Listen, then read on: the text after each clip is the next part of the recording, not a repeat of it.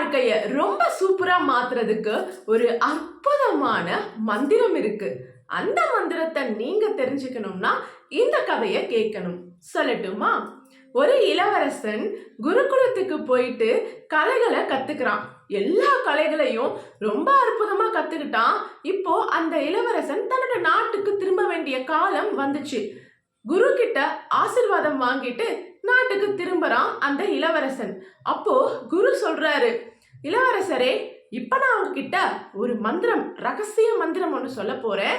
அந்த மந்திரத்தை நீங்க மறந்துட்டீங்கன்னா இது வரைக்கும் நீங்க கத்துக்கிட்ட எல்லா கலைகளும் மறந்து போயிடும், எதுவுமே உபயோகப்படாது அப்படின்னு சொல்றாரு.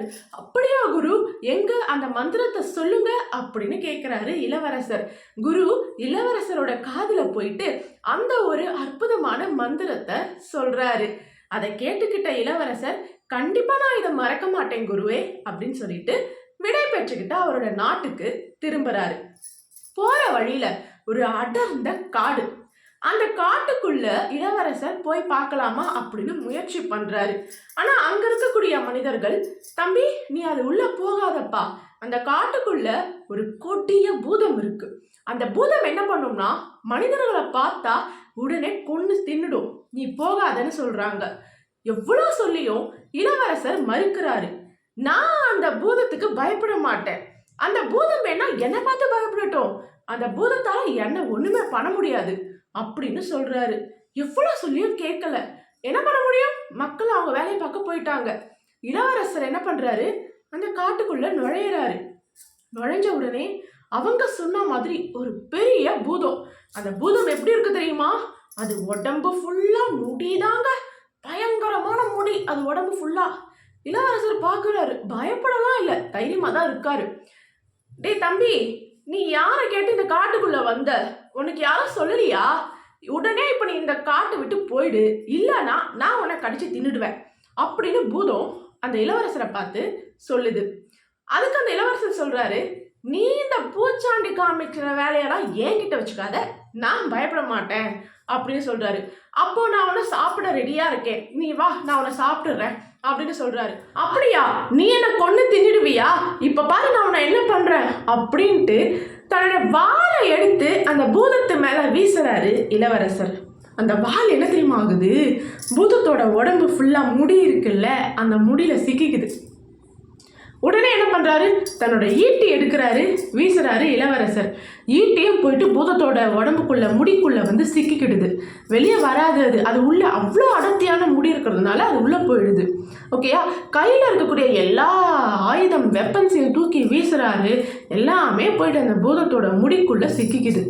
என்னடா பண்றது அப்படின்ட்டு கொஞ்சம் யோசிச்ச இளவரசர் என்ன பண்றாரு, தன்னோட ஒரு கையை அப்படி வச்சு பூதத்தை தள்ளுறாரு. கை என்ன ஆகுது, பூதத்தோட முடிக்குள்ள சிக்கிக்குது. சரி, ஒரு கை போச்சு, இன்னொரு கை இருக்கு, அத்தை பிடிச்சி தள்ளுறாரு, அந்த கையும் சிக்கிக்குச்சு. இப்போ இந்த ரெண்டு கையும் பூதத்தோட முடிக்குள்ள சிக்கிக்கிட்டு இருக்கு. அடுத்து என்ன பண்றாருன்னா காலை பயன்படுத்துறாரு. காலால உதைக்க ட்ரை பண்றாரு, ரெண்டு காலுமே பூதத்தோட முடிக்குள்ள சிக்கிக்குச்சு. இப்போ இப்படி இருக்கிறாரு, பூதத்தோட உடம்புக்குள்ள இப்படி இருக்காரு இளவரசர். என்ன பண்றது? அப்பவும் அவர் வந்து தயங்கலை, தலைய வச்சு பூதத்தோட உடம்ப முட்டுறாரு. ஓகேவா? தலையும் என்ன ஆகுது, முடிக்குள்ள சிக்கிக்குது. இப்படி உடம்பு முழுக்கவும் அந்த பூதத்தோட முடிக்குள்ள சிக்கிக்கிட்டு இருந்தாலும் இளவரசர் என்ன தெரியுமா பண்றாரு, பொண்ணை விடமாட்டோன்னு அப்படி ஆடுறாரு. அந்த பூதம் ஒரு நிமிஷம் திங்க் பண்ணுது, யாரா இவன், இவ்வளோ தூரம் நம்ம கூட போறாரான், இவனை பார்த்தா எனக்கே பெருமையா இருக்கே, இவங்கிட்ட இருந்து கத்துக்க வேண்டிய விஷயம் நிறைய இருக்கே அப்படின்னு சொல்லிட்டு கேட்கிறாரு. தம்பி, நீ எவ்வளோ பெரிய வீரன் தெரியுமா? நீ உன்னோட வீரம் வந்து உன்னோட ஆயுதமோ உன்னோட உடலோ உன்னோட பலமோ கிடையாது, உனக்கு உள்ள இருக்க பத்தியா தைரியம், நம்பிக்கை, அதுதான். அதை பார்த்து நான் பயப்படுறேன், என் கூட இந்த அளவுக்கு யாரும் போராடுறது கிடையாது, நான் உன்னை விட்டுடுறேன்ப்பா அப்படின்னு விட்டுடுச்சு. இப்போதான் வந்துட்டு அந்த இளவரசர் ஒன்று சொல்றாரு, பூதமே, இப்போ நான் வந்துட்டு கற்றுக்கிட்ட எல்லா கலையையும் நான் பயன்படுத்தினேன், ஆனால் அது எல்லாமே ஓரளவுக்கு எனக்கு போராடுறதுக்கு தைரியத்தை கொடுத்துச்சு, ஆனால் என்னோட குரு சொன்ன ஒரு மந்திரம் மட்டும்தான் என்னை காப்பாத்துச்சு அப்படின்னு சொல்கிறாரு. என்ன மந்திரம், அதை என்கிட்டயும் சொல்கிறியா அப்படின்னு பூதம் கேட்குது. சொல்கிறேன், காதை கொண்டு வா அப்படின்ட்டு பூதத்தோட காதில் இளவரசர் குரு சொன்ன மந்திரத்தை சொல்கிறாரு. அதை கேட்ட உடனே பூதம், நான் இனிமே பூதமாக இருக்க மாட்டேன், மனித தன்மையோடு நடந்துக்கிறேன், என்னோட பூதத்தோட தன்மையை நான் விட்டுடுறேன் அப்படின்னு சொல்லிச்சு. அது என்ன மந்திரம் தெரியுமா? நாம் எவ்வளோ பலமாக இருந்தாலும், எவ்வளோ பயிற்சி பெற்றிருந்தாலும், எவ்வளோ திறமை, எவ்வளோ கலைகள் நமக்கு தெரிஞ்சிருந்தாலும், நம்ம மேலே நாம் நம்பிக்கையை இழந்துட்டோம்னா அந்த கலைகள் எல்லாம் போயிட்டு போயிடும். இதுதான் குரு சொன்னது. குரு காதில் இந்த ஒரு விஷயம் தான் சொன்னார். உன் மேலே நீ நம்பிக்கையை இழந்துட்டனா நீ கற்றுக்கிட்ட எல்லா கலையும் வேஸ்ட்டாக போயிடும், மறந்து போயிடும் அப்படின்ட்டாரு. அந்த ஒரே ஒரு நம்பிக்கை, அந்த ஒரு வார்த்தை தான் அந்த இளைஞனை, அந்த இளவரசரை பூதத்துக்கிட்ட போராட வச்சுது. எல்லா ஆயுதமும் போயிடுச்சு, கை கால் தலை எல்லாம் போயிடுச்சு. இருந்தாலும் நான் என்னை நம்பினேன், அதனால தான் நீ என்னை விட்ட. ஐயோ நான் மாட்டிக்கிட்டேன்னு அந்த நிமிஷம் நான் அழுதுருந்தேன்னா நீ என்னை கொண்டு தின்னிருப்பல்ல அப்படின்னு கேட்குறாரு இளைஞர்.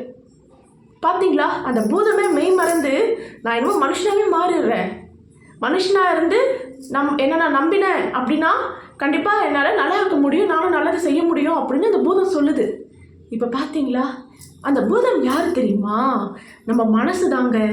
நம்ம மனசு தான் அவ்வளோ பெரிய கொடுமையான ஒரு பூதம்.